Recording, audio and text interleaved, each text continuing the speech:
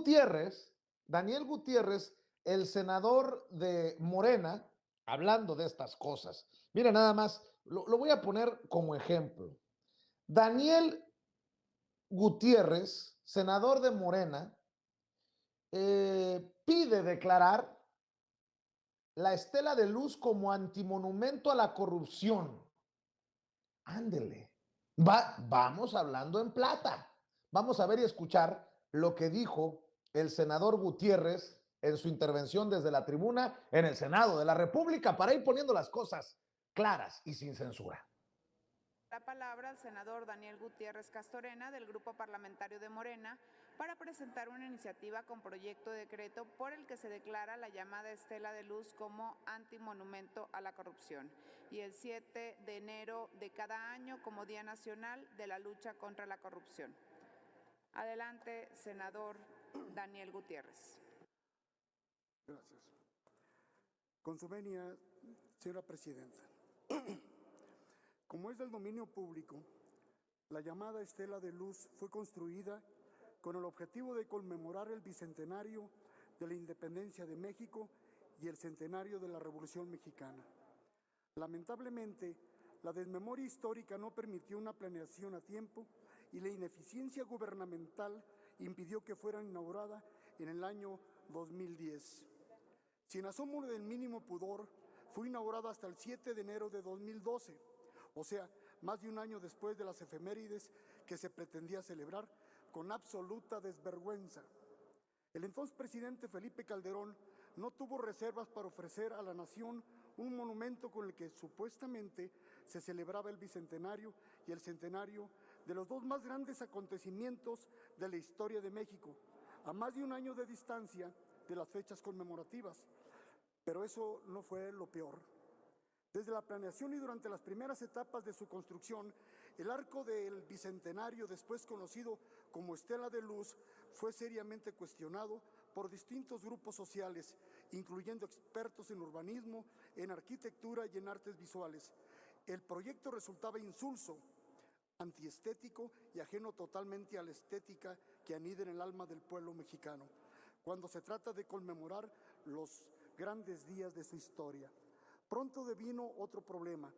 Los ejecutores, bajo pretexto de cambios en el proyecto y aumento de costos, presentaron nuevos presupuestos que terminaron encareciendo los cálculos originales de 200 millones de pesos.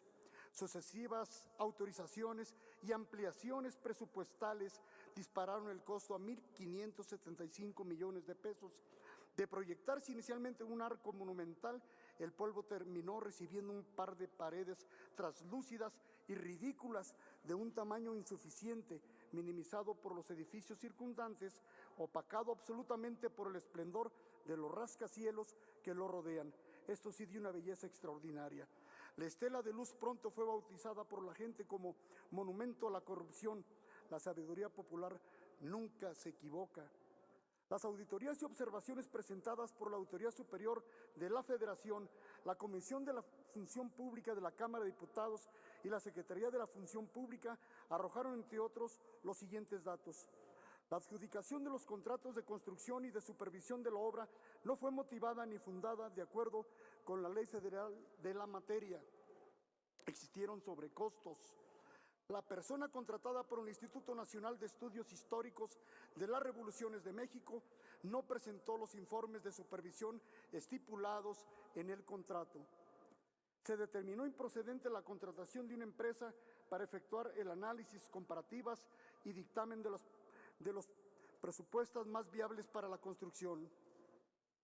En la supervisión de la obra fue documentada la falta de maquinaria y equipo para la ejecución de los trabajos. El residente de obra no desempeñó el control necesario. La empresa supervisora no desempeñó el control necesario y incumplió sus tareas. Resultó incorrecto el cálculo y aplicación de penas convencionales en estimaciones a la empresa encargada de la supervisión de la obra. Fue detectada la participación indebida de un particular como coordinador general del proyecto sin que fuera servidor público, y muchas más irregularidades que en su momento fueron documentadas en los pliegos de auditoría y de las que se derivaron no solamente observaciones y solventaciones a medias, sino procedimientos jurídicos, civiles y penales. Varios participantes, servidores públicos y ejecutores privados fueron involucrados en procesos resarcitorios y sancionatorios que terminaron por formalizar la terrible corrupción que hubo en la construcción de la llamada Estela de Luz, un verdadero antimonumento a la corrupción.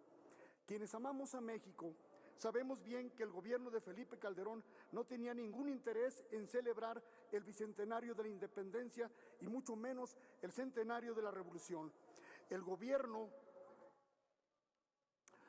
federal conservador se involucró en el proyecto porque vio en él una magnífica oportunidad para robar a manos llenas. Por otra parte, hoy en día México y los mexicanos estamos enfrascados en una lucha frontal contra la corrupción. Durante más de 30 años el régimen neoliberal sustentó sus redes de poder en una inmoralidad generalizada que partía de las altas esferas de la política, de la administración y de la economía. Como un brote maligno, la corrupción nació del régimen mismo, constituyó su signo y en ella comentó su fortaleza, buscando que de arriba llegara hasta abajo y penetrara como un hongo todas las esferas sociales. Las instituciones públicas se convirtieron en el instrumento. Son las declaraciones del senador Gutiérrez pidiendo un decreto, pidiendo que se vote un decreto para declarar la Estela de Luz, como lo estaba escuchando aquí en Sin Censura, un antimonumento a la corrupción en la cara de los panistas que quieren hablar sobre corrupción. Pero fíjese, no solamente los panistas